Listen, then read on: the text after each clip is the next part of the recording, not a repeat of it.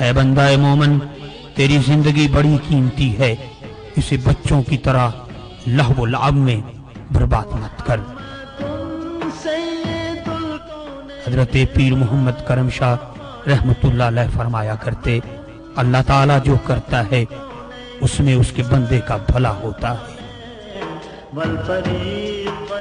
انسان کے قریبی احباب میں اس کے حقیقی نکات ہوتے ہیں۔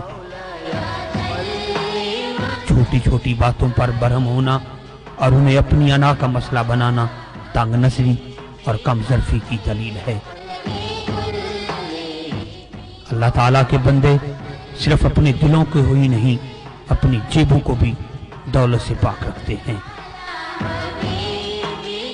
میرے خیال میں ایک اچھی کتاب کو 3 بار پڑھنا زیادہ مفید ہے بنسبت 3 کتابوں کے پڑھنے کے۔ زندگی کا سفر خلوص کی شمع کی روشنی میں طے کریں۔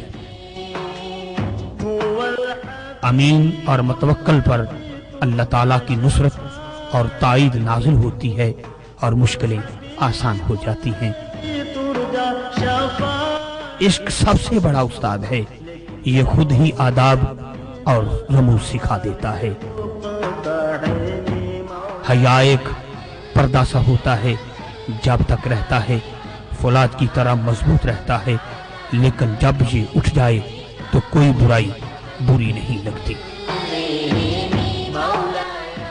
جب ہاتھ پھیلتا ہے تو پاؤں نہیں پھیل سکتا، اگر پاؤں پھیلانا چاہتے ہو تو ہاتھ مت پھیلاؤ۔ اللہ تعالیٰ نے بدن انسانی کی یہ مشینری ہی ایسی بنائی ہے کہ فطری طریقہ پر استعمال کرنے سے خراب نہیں ہوتی۔ جہاں جاؤ، جہاں رہو، وہاں کی ناگزیر ضرورت بن جاؤ کہ وہ معاشرہ تمہارے کھو دینے کی تصور ہی سے کانپ جائے۔ بگاڑنا آسان ہے، بنانا مشکل ہے۔ تخریب کے لیے محبت کی ضرورت نہیں، لیکن تعمیر کے لیے بلند حوصلہ، ایثار اور صبر آزما محبت کی ضرورت ہوتی ہے۔ صیاد کا تو کام ہی دام بچھانا ہے، قصور اس کا ہے جو اپنی خداداد بنائی سے کام نہیں لیتا اور اس جال میں آ کر پھنس جاتا ہے۔ صبر، استقامت اور جہد مسلسل انفرادی اور اجتماعی کامیابیوں کی کنجی ہے۔ تبلیغ سب سے بڑا فیض ہے اور اس کا سب سے زیادہ حقدار تمہارا نفس ہے۔ پہلے خود عمل کرو، پھر دوسروں کو تبلیغ کرو۔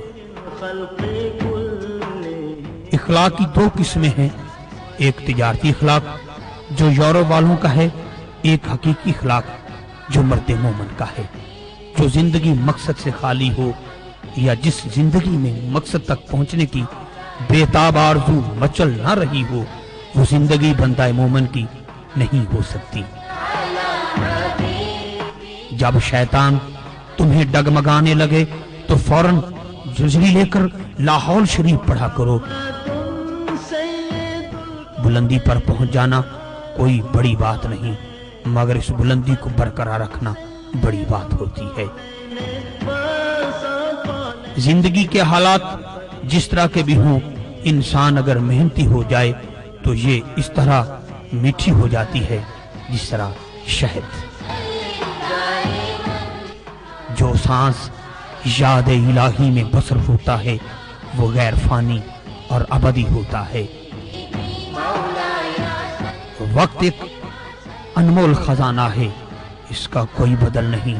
اس حیات مستعار کا جو لمحہ بیت چکا وہ دوبارہ میسر نہیں آ سکتا۔ وہ آدمی بڑے خسارے میں ہے جو دنیا کمائے اور دین ضائع کر دے۔ جب یقین کا چراغ گل ہو جاتا ہے تو زندگی فرد کی ہو یا قوم کی سراسیمگی کا شکار ہو جاتی ہے۔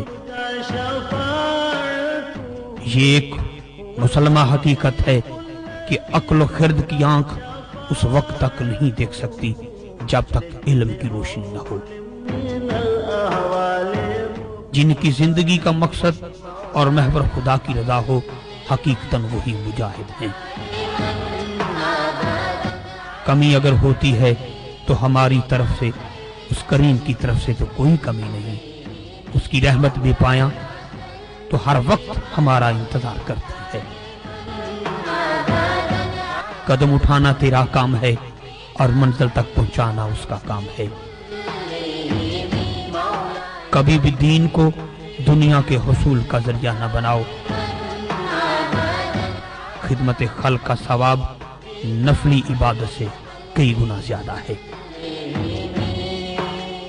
اگر انسان کی تخلیقی قوتیں بیکار ہو جائیں اور اس کی غور و فکر کی صلاحیتیں ختم ہو جائیں تو یہ بھی اللہ تعالیٰ کا بہت بڑا عذاب ہے۔ جس مسافر کے سامنے رضا الہی کے منزل ہو، وہ دائیں بائیں سے اٹھنے والی آوازوں کی طرف توجہ نہیں دیتا، کیونکہ اسے ایسے کاموں کے لیے فرصت ہی نہیں ہوتی۔ شیطان بڑا عیار ہے، اگر انسان کو وہ کسی اور دام میں نہ پھنسا سکے تو اس میں عجب اور خود پسندی کے احساسات کو بیدار کر دیتا ہے۔